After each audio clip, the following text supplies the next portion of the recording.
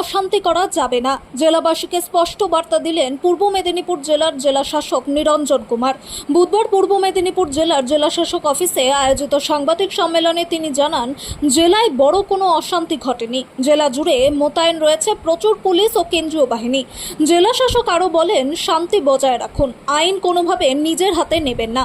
আইন হাতে নিলে শক্ত হাতে তা মোকাবিলা করা হবে। এদিনের সাংবাদিক সম্মেলনে উপস্থিত ছিলেন পূর্ব মেদিনীপুর জেলার জেলা পুলিশ সুপার অংশুমান সাহা ও সিআরপিএফ এর ডিস্ট্রিক্ট কোঅর্ডিনেটর নিতিন কুমার। 23 তারিখকে শান্তিপূর্ণভাবে ভোট সম্পন্ন হলো আর ওই রকম শান্তিপূর্ণভাবে 4 তারিখকে আমরা কাউন্টিং भी সম্পন্ন করতে পেরেছি। কাউন্টিংয়ের পর যাচ্ছে শান্তি বজায় রাখার জন্য আমাদের জেলায় পুলিশ প্রশাসন, সিপিএফ সব রেগুলারলি রুট মার্চ করছেন। কনফিডেন্স বিল্ডিং মেজার্স নিয়ে যে পদক্ষেপ আছে ওটা প্রপারলি ফলো করা হচ্ছে।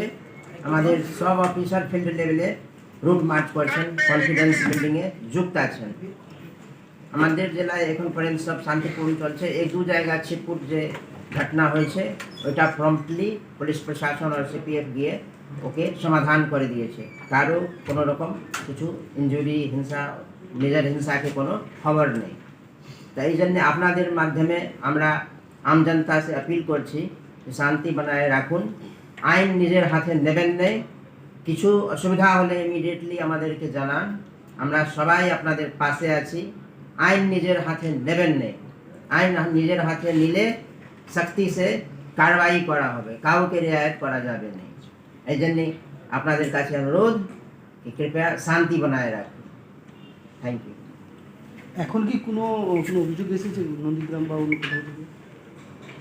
এরকম কিছু মেজার কোনো প্রবলেম নেই। এসপি সাহেব, ফোর্থ মেয়ের পরে কোনো অ্যারেস্ট আছে নাকি এই ধরনের ভায়োলেন্স অ্যারেস্ট? হ্যাঁ, আমরা ইভেন্টের ওপর বেস করে কিছু কমপ্লেন পেয়েছি। কিছু আমরা পুলিশ নিজে থেকেও সুমোটো কিছু কেস হয়েছে। আমাদের স্পেসিফিক কিছু কেসে অ্যারেস্ট আছে, কিছু ডিটেনশন আছে। বিভিন্ন জায়গাতে আমরা খুব কঠিন হাতে আমরা জিনিসগুলোকে হ্যান্ডেল করছি এবং আমরা আমাদের মতো করে মেসেজ দিয়েছি লোকালি।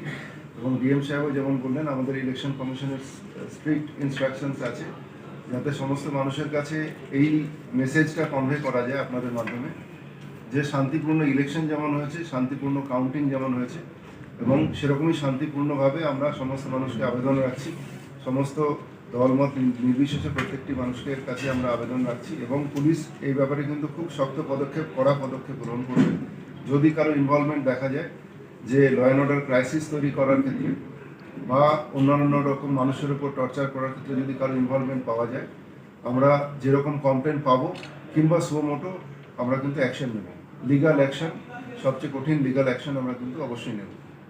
প্রার্থী কিংবা নেতৃত্ব ঘরছাড়া আছে কোনো খবর আছে নাকি স্যার কাউন্টিংয়ের পর থেকে? না, আমাদের কাছে এরকম কোনো ইনফরমেশন বা খবর নেই, এখন অবধি কমপ্লেন নেই। অ্যারেস্টের নাম্বারটা কত স্যার? এই মুহূর্তে বিভিন্ন জায়গাতে চলছে। কালকে রাতেও কিছু অ্যারেস্ট হয়েছে। সারাদিনে যা যা ইভেন্ট হয়েছে তার উপর বেস করে অ্যারেস্ট চলছে। বিভিন্ন জায়গা থেকে আমরা কমপ্লেন পাচ্ছি এবং অ্যারেস্ট হচ্ছে। যাদের দিকে অ্যারেস্ট করেছেন কোনো কি রাজনৈতিক দলের কেউ হতো? সেটা খতিয়ে দেখা হচ্ছে। আমরা তো কমপ্লেন যেরকম পেয়েছি এবং যাদেরকে হাতে নাতে ধরা গেছে গন্ডগোল করার সময়, এরকম বেশ কিছু মানুষকে অ্যারেস্ট করা গেছে। এবার খতিয়ে দেখা হচ্ছে যে তার কোনো ব্যাকগ্রাউন্ড আছে কিনা। যেসব এলাকায় গন্ডগোল চলছে, উত্তপ্ত এলাকা, সেসব সিআরপিএফ বা কেন্দ্রীয় বাহিনীর রুট মার্চ চলছে। আমাদের জেলার সমস্ত থানাগুলোতেই সিআরপিএফ সাফিসিয়েন্ট সংখ্যায় ডিপ্লয়েড আছে। আমরা সিনিয়র অফিসিয়ালস যারা আছি প্রত্যেকেই আমরা রাত্রেও ভিজিট রাখছি, সারাদিন ভিজিট চলছে এবং কনফিডেন্স